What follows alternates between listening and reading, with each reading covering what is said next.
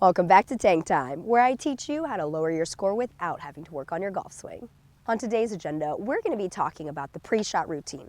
And I don't mean the waggle that you do before you hit the shot.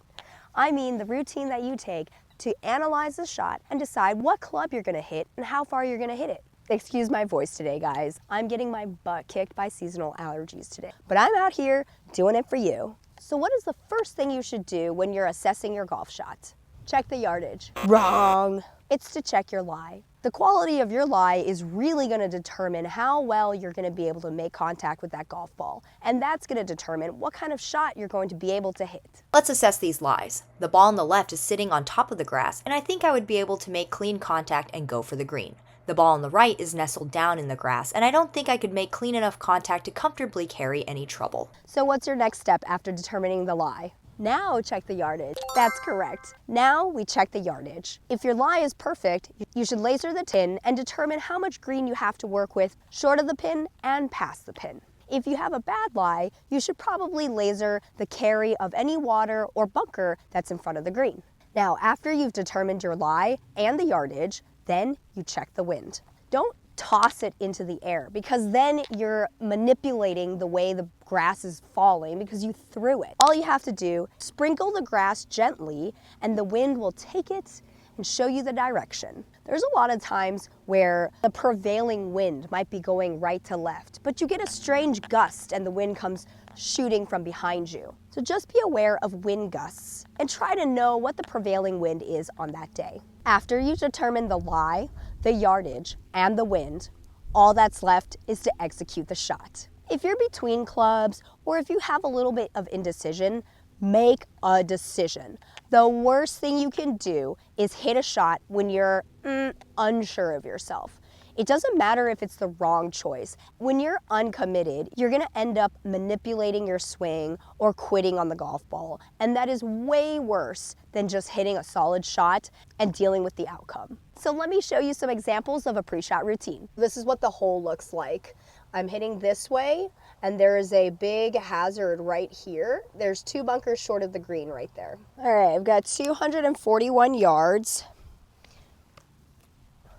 Wind is helping, but mostly left to right. 240, that's within my wheelhouse. 3 wood all day. Let's go. Oh, sliced it into the water. It was a low slice into the junk. So what did I do wrong there? You didn't check the lie. That's correct. You didn't check the lie. This is a downhill lie, and you're trying to carry hazard and bunkers to get to this pin. Even though the yardage is within my wheelhouse, I'm not going to be able to hit this ball into the air because a 3-wood has very little loft on it. So let's rewind and go through the pre-shot routine the correct way. It looks like I have a downhill lie, meaning it's going to de-loft the club. The ball is going to come out at a lower trajectory. So unfortunately, going for this green is going to be out of the question. Ugh. So now, instead of lasering for the pin, I'm going to laser for the layup area. Just short of the water, 165. To the left in the big fat area, I've got about 175. Perfect.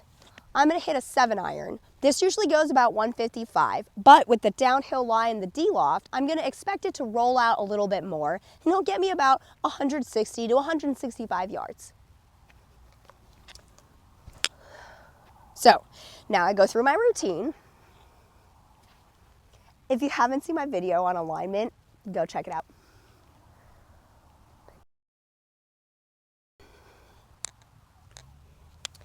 Got my setup. And I'm committed to the shot. I'm not thinking about what a waste it was to not be able to hit 3-wood on this hole.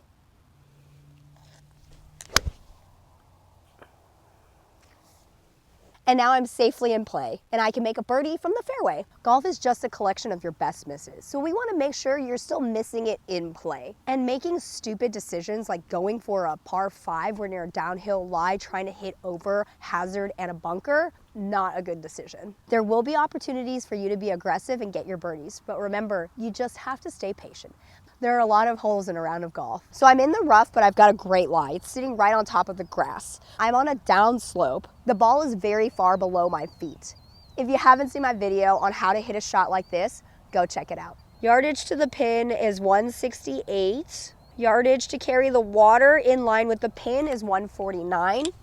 I've got wind that's hurting. So the good thing about this is all the trouble is left. And the tendency for the ball on a lie below our feet is to slice or fade. All of my bailout is gonna be on the right-hand side, which is perfect. I'm not gonna aim at the pin here. I'm gonna aim halfway between the pin and the green to make sure I can avoid any mishaps. So let's give it a swing. After I've made all my decisions behind the ball, the only thing I should think about is making a good swing. Don't try to think about those tips your coach gave you last week, okay? That is out of your mind. As soon as you step up to the ball, all you're focusing on is the line and the distance. All right, I've picked my line. Now all that's left is to make a good swing.